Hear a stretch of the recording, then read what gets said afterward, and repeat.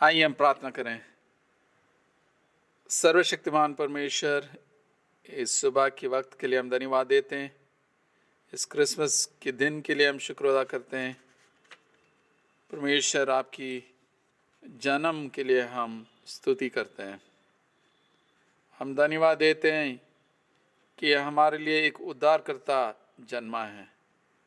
हम प्रार्थना करते हैं आपके वचन के लिए, जैसे हम उसके ऊपर ध्यान देते हैं, तेरे पवित्र आत्मा के द्वारा हमसे बातचीत कर। परमेश्वर, हम उसकी सिर्फ सुनने वाला नहीं, परंतु उसके अनुसार हमारा जीवन बिताने के लिए हमें मदद कर। ये सब प्रभु यीशु मसीह के नाम से मांगते हैं, आमीन। सबसे पहले मैं आप सब लोगों को बड़े दिन मुबारक कहना चाहता हूँ। Merry Christmas to all of you. खुदा आप सबको आशीष दें और प्रभु यीशु जो हैं हमारे जीवन में जन्म लें और हम सबको आशीष दें और आने वाले दिनों में मार्गदर्शन करें। जैसे हम क्रिसमस को मना रहे हैं, इस साल के अंत में 2021 में शायद हमें याद होगा कि काफ़ी परिवार जो है कि अपने अजीज़ों को इस साल में खोया है। कोविड-19 की पैंडेमिक की वजह से काफ़ी लोग परमेश्वर के पास बुलाए गए हैं और हमारे परिवार में भी हुआ है। इसलिए हमारे दिमाग में कई प्रश्न उठता कि परमेश्वर ने क्यों इसका अनुमति दिया है। कई बार हम खुद इस कोविड की महामारी से पीड़ित थे। कुछ लोग आप में से जो हैं कि मरने के करीब से बच गए हैं और बहुत ही दुख की बात था जब जवान लोग जो हैं कि छीन लिए गए हैं। 2-3 दिन में छीन लिए गए। और इस पैंडेमिक का जो दूसरा लहर था वो बहुत खतरनाक था।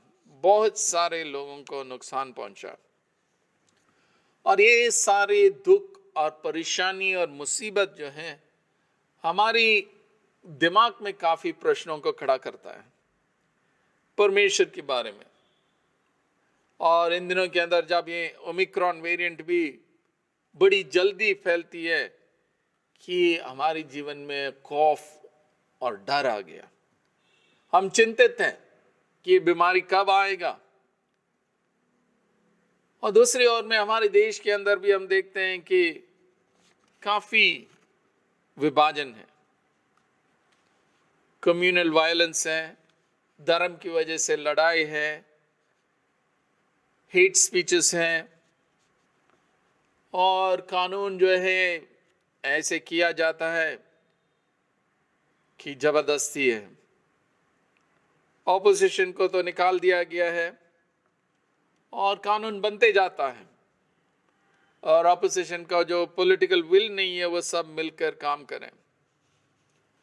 और ऐसी परिस्थिति में हमारी दिमाग में प्रश्न होगा कि हमारी देश की भविष्य के बारे में। हम नागरिक हैं इस बहुत महान देश की, तो हमें क्या होने वाला है। और ये सारे परिस्थितियों के बीच में हम क्रिसमस को मना रहे हैं कि इस विषय के साथ उद्धारकर्ता का जन्म, वचन जो देदारी हुआ है, कि प्रभु यीशु मसीह की जन्म किस तरह हमारी जीवनों के ऊपर असर पड़ता है जब हम इस महामारी के द्वारा गुजर रहे हैं, या और भी समस्या जो हमारे देश के सामने है, या हमारी प्रतिदिन की जो समस्या हैं वो उसमें क्या फर्क पड़ता है, और प्रभु यीशु मसीह के आगमन से क्या आशा मिलता है। और इन दिनों के अंदर जो है कि एक प्रश्न जो लोगों के दिमाग में है कि क्या परमेश्वर सच में एक अच्छा परमेश्वर है। इतना दुख लोग उठा रहे हैं, वो कुछ नहीं कर रहा। कुछ और लोग पूछते हैं क्या खुदा है या नहीं है। परंतु ये सारे चीजों की वजह से हमें जो बुनियादी प्रश्न पूछना पड़ रहा है कि मैं कौन हूं, मैं कहां से आया हूं, मैं कहां जा रहा हूं, इस दुनिया में किस मकसद के साथ में आया हूं। क्या मृत्यु ही आखिरी है या इसके बाद एक जीवन है। और यीशु मसीह की जो जन्म इसी के साथ क्या संबंध है। और ये सारे प्रश्नों को जो है जवाब जब हम लूका की इंजील पढ़ते हैं, जहां पे एक उद्धारकर्ता के जन्म के बारे में बताया गया है, कुछ आंसर्स हमें मिलता है। लूका कहता है कि उन दिनों में अगस्तस कैसर की ओर से आज्ञा निकली कि सारे जगत के लोगों के नाम लिखे जाएं।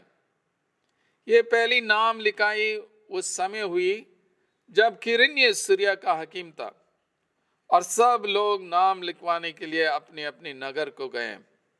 तो यूसुफ भी इसलिए कि वह दाऊद के घराने और वंश का था, गलील की नाजरत नगर से यहूदिया में दाऊद की नगर बैतलहम को गया कि अपनी मंगेतर मरियम के साथ जो गर्भवती थी नाम लिखवाएं। लूका जो है एक हिस्टोरियन है, और हमारे लिए वो विश्व हिस्ट्री के बीच में अपना जो घटना रिकॉर्ड करता है वो बताता है। कैसर अगस्टस जो है कि रोमी राजाओं में सबसे पहला और महान राजा था, और वो 31 ईसा पूर्व से 14 एडी तक उन्होंने राज्य किया, और उन्होंने रिपब्लिक को हटा के वो एक राजा की रूल का शासन को लाया है। और उनका जो राज्य जो है मेडिटेरेनियन तक वो विस्तार किया, और उस समय जो है उन्होंने रोमन पीस या पैक्स रोमाना, रोमी शांति लाया, और वो गोल्डन एज था उस वक्त का, विशेष रूप से लिटरेचर के लिए और आर्किटेक्चर के लिए। और अगस्तस जो है कि वो टाइटल था, यानी महान पुरुष, और ये रोमन सेनेट ने उनको वोट में किया 27 बीसी में। और लूका हमारे लिए बताता है अगस्तस कैसर ने ये सेंसस को आज्ञा दिया, जनगणना जो है उसका आज्ञा दिया। और सेंसस उन दिनों में इसलिए लिया गया ताकि वो सेना में उनको जोड़े, या टैक्स के लिए, या उस देश में कितने लोग हैं, ये सारे करने के लिए उन्होंने लिया है। और लूका एक और ऐतिहासिक व्यक्ति के बारे में बताता है कि किरनियुस जो हकीम था, सीरिया के हकीम था, और शायद वो 2 बार हकीम था। और लूका हमें बताता ये पहली बार ही सेंसस है, और हमें बताता कि जब कैसर अगस्टस जो सर्वोच्च शासक है रोमी राज के लिए, वो परमेश्वर की एजेंट है, क्योंकि उसकी जो आज्ञा के द्वारा, जो पंजीकरण की आज्ञा के द्वारा जो नबियों ने भविष्यवाणी किया उसको पूरा किया।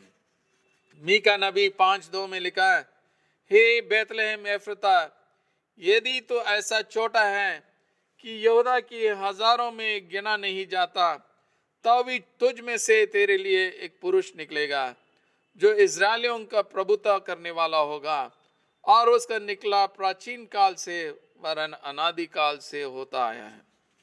यानी मीका नबी पहले ही बताया कि एक उद्धारकर्ता बैतलहम से जनेगा, जन्म लेगा। और इसलिए रोमी राज की जो राजा है, कैसर राजा है, अगस्टस सीजर जो है, वो भी परमेश्वर की दास है, परमेश्वर की एजेंट है, यानी परमेश्वर की योजना का वो उन्हीं के द्वारा पूरा करता है। और आगे हम देखते हैं कि ये यीशु की जन्म के बारे में सुसमाचार सबसे पहले किसको दिया जाता है? गिडरियों को दिया जाता है, जो मैदान पे हैं अपनी जो भेड़ों को देखभाल कर रहे हैं। और उस देश में कितनी गिडरियां थे जो रात के मैदान में रहकर अपने झुंड का पहरा देते थे। और प्रभु का एक दूत उनके पास आ खड़ा हुआ, और प्रभु का तेज उन पर चारों ओर चमका, और वे बहुत डर गए। तब स्वर्गदूत ने उनसे कहा, मत डरो, क्योंकि देखो तुम्हें बड़े आनंद का सुसमाचार सुनाता हूं, जो सब लोगों के लिए होगा, कि आज दाऊद की नगर में तुम्हारे लिए एक उद्धारकर्ता जन्म है, और यही मसीह प्रभु है। और इसका तुम्हारे लिए ये पता है कि तुम एक बालक को कपड़े में लिपटा हुआ और चरनी में पड़ा पाओगे। सबसे पहले जो सुसमाचार जो जो जाता है वो गडरियों के पास जाता है, चरवाहों के पास जाता है, जो दीन लोग हैं, नम्र लोग हैं, गरीब लोग हैं, और वो मैदानों पे बैठे हैं। अपनी जो पारंपरिक चरवाहों के मैदान हैं, जहाँ पे काफी गुफाएं हैं, बैतलहम से करीब 3 किलोमीटर दूर में, और वहां अपनी भेड़ों को वो रखवाल कर रहे थे, पहरा देते थे, झुंड का पहरा देते थे। और तब एक स्वर्गदूत आके कहा कि डरो मत, मैं आपके लिए आनंद का सुसमाचार सुनाता हूं जो सब लोगों के लिए होगा। आनंद का सुसमाचार सुनाता हूं जो सब लोगों के लिए होगा। और वो क्या है कि आज दाऊद की नगर में तुम्हारे लिए एक उद्धारकर्ता जन्मा है, और यही मसीह प्रभु है। 3 चीज उस स्वर्गदूत बताता है, एक उद्धार करता है, एक मसीहा है, एक प्रभु है। और प्रभु की तेज चमका और लोग डर गए। और कई बार हम भी जब परमेश्वर के साथ एक मुलाकात होती है हम डर जाते हैं, परंतु परमेश्वर के अनुग्रह हमारे लिए काफी हैं। जो स्वर्गदूत ने उन चरवाहों को बोला कि मत डर, वही शब्द हमारे लिए भी है कि परमेश्वर जो है आनंद का सुसमाचार हमारे लिए देता है। हम महामारी के द्वारा गुजर रहे हैं, परंतु परमेश्वर हमारे संग है। परमेश्वर हमारे साथ बातचीत करना चाहता है, इंटरेक्ट करना चाहता है, हमारे साथ एक घनिष्ठ रिश्ता रखना चाहता है। परमेश्वर कहता है डरो मत। और स्वर्गदूत ने बताया कि एक आनंद का सुसमाचार है, सभी लोगों का आनंद मिलेगा। क्यों? क्योंकि एक उद्धारकर्ता जन्मा है, मसीह है, प्रभु है। और ये जो है दाऊद की नगर में होता है, जैसे मीका नबी ने भविष्यवाणी किया। आज मैं ये 3 जो टाइटल्स है उसके बारे में ध्यान देना चाहता हूं, यानी उद्धारकर्ता, मसीहा और प्रभु है। आगे हम देखते हैं कि मत्ती 1:21 में लिखा है वो पुत्र जनेगी और तो उसका नाम यीशु रखना, क्योंकि वह अपने लोगों को उनके पापों से उद्धार करेगा। उद्धारकर्ता जो हमें पाप से बचाता है। और इसलिए स्वर्गदूत यूसुफ को बताता कि मरियम को एक बेटा होगा और उनका नाम यीशु रखना, क्योंकि वह अपने लोगों को पापों से उद्धार करेगा। और नामकरण जो है कि बहुत ही महत्वपूर्ण समय था यहूदियों के लिए, पश्चिम एशिया में जैसे भारत में है। और 8वां दिन उनका जो है खतना किया जाता है। और यहाँ पे नाम रखने का मतलब कि नाम आशाओं और आकांक्षाओं को दर्शाता है। आशाओं को और आकांक्षाओं को दर्शाता है कि किस तरह ये बेटा बढ़ेगा, उनकी गुण के बारे में एक आशा है, और उसी के साथ हम नाम रखते हैं। और यहाँ पे स्वर्गदूत यूसुफ का बताता है उनका नाम यीशु रखना। और यीशु का नाम का अर्थ क्या है? यीशु जो है एक यूनानी भाषा का है, परंतु इब्रानी भाषा यीशुआ या अंग्रेजी में जोशुआ कहते हैं। उसका मतलब कि परमेश्वर उद्धार है, यावे सल्वेशन। और स्वर्गदूत बताता है कि यीशु मसीह अपने लोगों को अपने पापों से बचाएगा। और ये बचाने वाले शब्द जो हैं कि पुराने नियम में कि एक छुड़ाने वाले के लिए दिया जाता है, यानी जो हमें हर तरह की खतरा से बचाते हैं, बीमारी से बचाते हैं, कि विभिन्न प्रकार की संकटों से बचाते हैं, शत्रु जो नष्ट करना चाहते हैं और रोग जो मारना चाहते हैं, इन सब से हमें बचाने वाला है। और ज्यादा तरफ जो है पुराने नियम में परमेश्वर के लिए इस्तेमाल किया गया। लूका चाहता है कि उसके पाठक भौतिक और आध्यात्मिक दोनों अर्थों में संकट से बचा या उद्धार के अर्थ को देखें, दोनों साइड में, यानी आध्यात्मिक रूप से और भौतिक रूप से, फिजिकल एंड स्पिरिचुअल। और ये ज़करिया की गीत में भी हम देखते हैं कि परमेश्वर को स्तुति करता है क्योंकि वो उद्धार करने वाला है। यीशु मसीह परमेश्वर के उद्धार को लाता है और वो चुनौती देने वाला परमेश्वर, वो परमेश्वर के लोगों के लिए परमेश्वर का उद्धार करता है।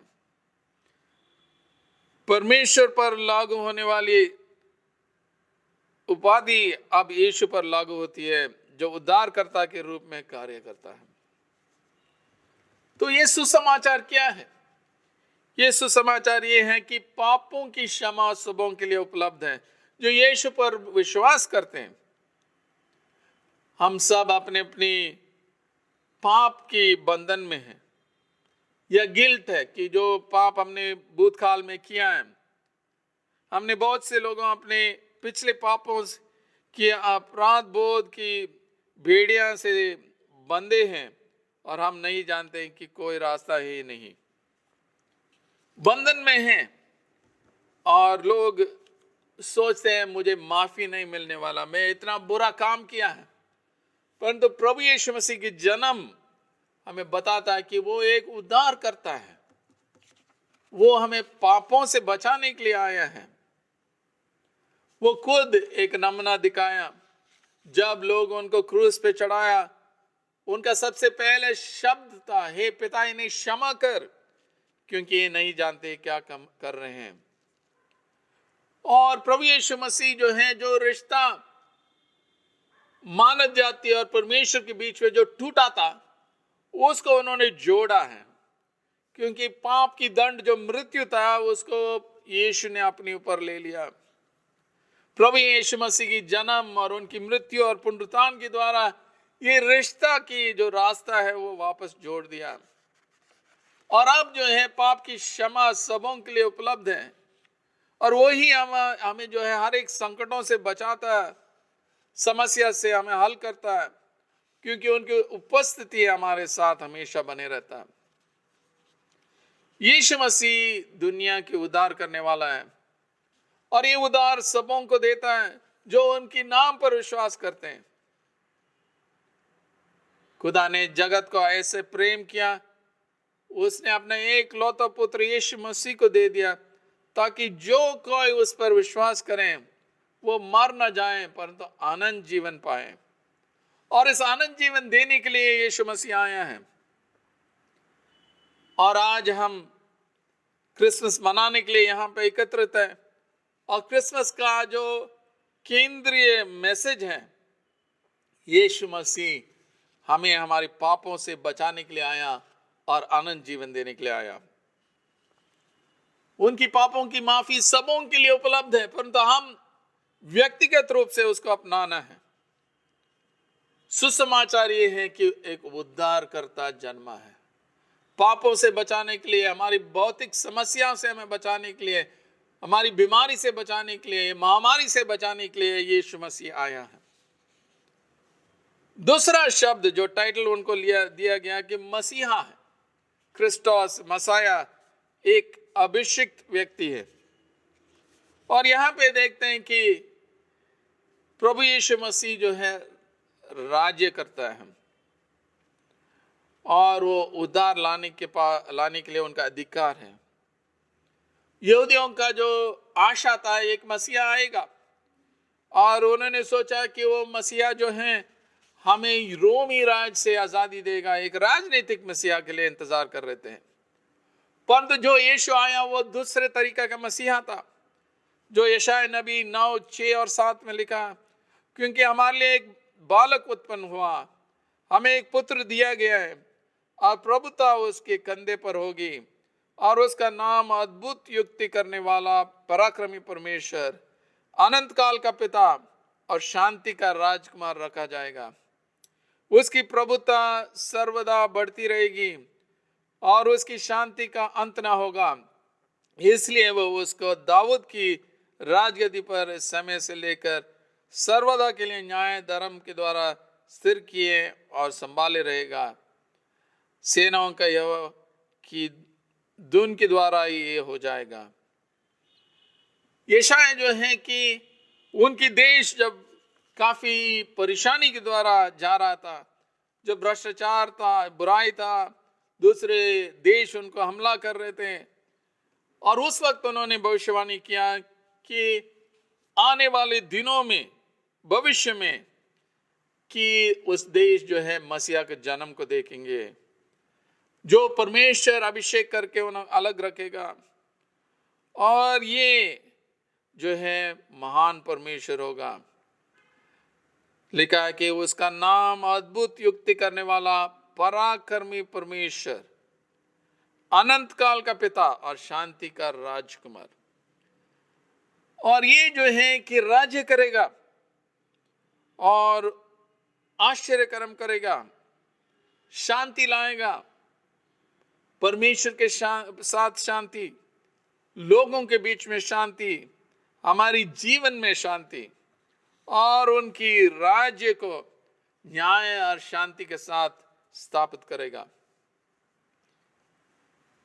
यहां पे यशायाह नबी 700 साल पहले भविष्यवाणी किया।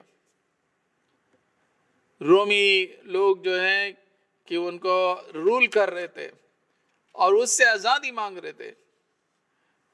कुछ लोग एक उद्धारकर्ता के लिए इंतजार कर रहे थे जो उनको बीमारी से और कठिन परिश्रम से उनको छुड़ौती मिलने के लिए सोच रहे थे। परंतु ये अनाउंसमेंट जो हुआ है कि एक उद्धारकर्ता जो पाप और मृत्यु से उनको उद्धार करेगा।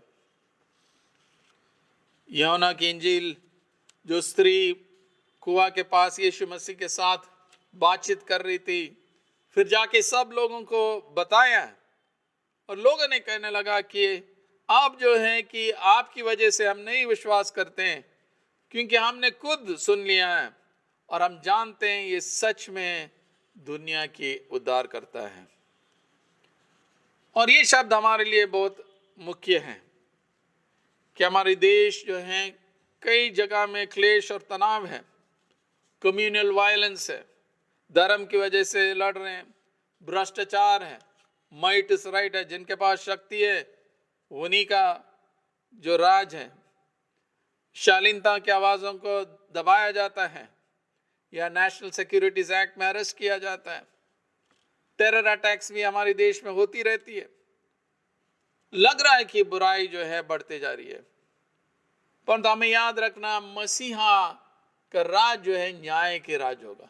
वो जरूर न्याय करेगा।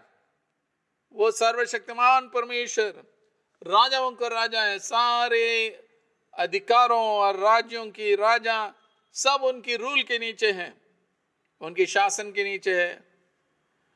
इसलिए हम उनसे विनती कर सकते हैं प्रार्थना के द्वारा कि न्याय लाएं हमारे देश में, दूसरे देशों में। और ये आशा है कि मसीहा न्याय लाने वाला है और शांति लाने वाला है। तो एक उद्धारकर्ता है जो हमें पाप से बचाता है, एक मसीहा है जो न्याय लाने वाला और शांति लाने वाला है, और तीसरा हम देखते हैं कि एक प्रभु है। और ये जो है कि शब्द आमतौर से परमेश्वर के लिए इस्तेमाल किया जाता। पतरस प्रेरितों की काम 2:36 में लिखा है, सो अब इज़राइल का सारा घराना निश्चय जान ले कि परमेश्वर ने उसी यीशु को जिसे तुमने क्रूस पर चढ़ाया प्रभु भी ठहराया और मसीह भी। यानी जो शब्द आमतौर से पिता परमेश्वर के लिए इस्तेमाल किया जाता है वही यीशु को अभी इस्तेमाल कर रहे हैं। फिलिपियन 2:11 में पौलुस कहता है, और परमेश्वर पिता की महिमा के लिए हर एक जीव अंगीकार कर लें कि यीशु मसीह ही प्रभु है। यीशु प्रभु है, सर्वशक्तिमान परमेश्वर है, राजाओं का राजा, सब के ऊपर राज्य करता है। तो इसलिए हमें जो है कि प्रोत्साहन मिलता है कि जो भी अगुवे हैं, जो भी रूलर्स है, जो भी नेता हैं, वो सब परमेश्वर की अंडर है। और अंत में हमारे लिए बताया गया कि किस तरह ये सुसमाचार आनंद लाता है। तब एकाएक वो स्वर्गदूत के साथ स्वर्गदूतों के दल परमेश्वर की स्तुति करते हुए और ये कहते दिखाई दिया कि आकाश में परमेश्वर की महिमा और पृथ्वी पर उन मनुष्यों में जिससे वो प्रसन्न है शांति हो। जब स्वर्गदूत उनके पास से स्वर्ग को चले गए तो गेडरियन ने आपस में कहा, आओ हम बेथलेहम जाकर ये बात जो हुई है और जिसे प्रभु ने हमें बताया है देखें। और उन्होंने तुरंत जाकर मरियम और यूसुफ को और चरनी में उस बालक को पड़ा देखा। तो स्वर्गदूत की दल जो है वो गाना गा रहे हैं परमेश्वर की स्तुति में, और स्वर्गदूत जो हैं कि बताते हैं, पृथ्वी को बताते हैं कि यीशु के आगमन का अर्थ क्या है, कि शांति होगा। लिखा है पृथ्वी पर उन मनुष्यों में जिनसे वो प्रसन्न है शांति हो। पृथ्वी पर उन मनुष्यों में जिनसे वो प्रसन्न है शांति हो। तो रोमी शासन जो है कि पैक्स रोमाना लाया है, यानी रोमन पीस लाया है। बाहरिक रूप से शांति था, परंतु अंदरूनी शांति, परमेश्वर के शांति, एक दूसरे के साथ शांति, हमारी दिलों में शांति, ये सिर्फ यीशु मसीह के द्वारा ही आ सकता। परमेश्वर के साथ शांति तभी आता जब मसीह को हम विश्वास से ग्रहण करते हैं। रोमी 5:1 में लिखा है, और जो लोग उन पर विश्वास करते हैं उन्हीं के ऊपर ये शांति रहता है जिनसे वो प्रसन्न रहता है। जो मसीहा है वो शांति का राजकुमार है, और यीशु मसीह यही शांति हमें प्रतिज्ञा करता है। हमारी दुनिया में आज जो है लोग शांति के लिए ढूंढ रहे हैं। कई बार लोग सोचते हैं कि अगर मुझे थोड़ा अच्छा पैसा मिल जाता मुझे शांति मिलेगा, या मेरे प्रमोशन मिल जाएगा मुझे शांति मिलेगा, या कुछ और चीज में खरीद लूंगा मुझे शांति मिल जाएगा। परंतु इसके द्वारा शांति नहीं मिलता। हमारी जो दिल में जो है एक वैक्यूम है, एक गॉड शेप्ड वैक्यूम है, और उस वैक्यूम को सिर्फ यीशु ही उसको पूरा कर सकता है। और जब उनको हम स्वीकार करते हैं वो हमें शांति देता है। संत अगस्तिन जो है, जो 4th शताब्दी में था, उन्होंने बोला, Thou hast made us for thyself, O Lord. आपने हमें आपके लिए बनाया प्रभु, and our hearts are restless until they find their rest in thee. हमारी जो दिल जो है बेचैन है जब तक वो आराम आपसे नहीं मिलती है। तो हमारी शांति प्रभु से ही मिलता है। तो अंत में हम देखते हैं कि जैसे हम हमारे जीवन की मकसद के लिए ढूंढते हैं, मीनिंग के लिए ढूंढते हैं, कि परमेश्वर की वचन कहता है कि डरो मत। हमारे लिए एक आशा दिया गया इस महामारी के बीच में, जो देश में परेशानी, दुख, विभाजन, इन सब के बीच में मृत्यु के ऊपर विजय है। इसलिए हमें डरने की जरूरत नहीं है। वो एक उद्धार करता है, हमें उद्धार देने के लिए आया है। आध्यात्मिक रूप से, भौतिक रूप से उद्धार देने के लिए आया है। हम उनके उद्धार को स्वीकार करें। वो मसीहा है, वो राजाओं को राजा है, सारे शासन को हिसाब किताब लेगा और राज्य करता है, और वो शांति लाने के लिए आया है। परमेश्वर के साथ शांति, एक दूसरे के साथ शांति, और हमारे बीच में, हमारे अंदरूनी दिल में शांति। परमेश्वर के राज्य को स्थापित करने के लिए आया है। तीसरा जो टाइटल है, लॉर्ड है, प्रभु है। वो सर्वशक्तिमान परमेश्वर राज्य करता है, इतिहास को एक अंत की ओर से ले जा रहा है, और वो न्याय लाएगा। और इसलिए हम प्रोत्साहन लेना है जब हम दुख और मुसीबत और तकलीफ और बीमारी के द्वारा जाते हैं कि परमेश्वर हमारे साथ है। तो हम इस पापों की क्षमा का स्वीकार करना है और उन पर भरोसा रखना है कि वो हर चीज़ को सही करेगा। व्यक्तिगत रूप से हम यीशु के ऊपर विश्वास करना और उनकी वचनों के अनुसार हमारा जीवन बिताना। प्रभु है, सब चीज़ों उनके अधिकार के नीचे हैं, और इसी आश्वासन और आशा के साथ हम सच में इस क्रिसमस को मनाएं। खुदा आप सबको आशीष दे। Wishing you all a merry Christmas and a happy New Year. आइए हम प्रार्थना करें। सर्वशक्तिमान परमेश्वर, हम धन्यवाद देते हैं कि आपके वचन के लिए, जिसके द्वारा आपने हमें बोला कि डरो मत, क्योंकि आनंद का सुसमाचार हमारे लिए दिया है कि पापों की क्षमा आपके द्वारा मिलता है। जब हम व्यक्तिगत रूप से आप पर विश्वास करते हैं, हमारे लिए पापों की क्षमा है, हमारे लिए शांति है, क्योंकि तू मसीहा है, अभिषिक्त पुरुष है जो हमारे बीच में आया है, राज्य करने के लिए आया है। आप प्रभु है परमेश्वर। सारे शासन, सारे अगुवे, सारे राजाओं आपके नीचे हैं और सबको आप हिसाब किताब करेंगे। तो आप हमारे साथ हैं, हमें अगुवाई कर, हमें प्रोत्साहन दे, ताकि हम सच में आपके रास्ता में चलें और दूसरों के लिए आशीष का कारण बने। ये सब प्रभु यीशु मसीह के नाम से मांगते हैं, आमीन।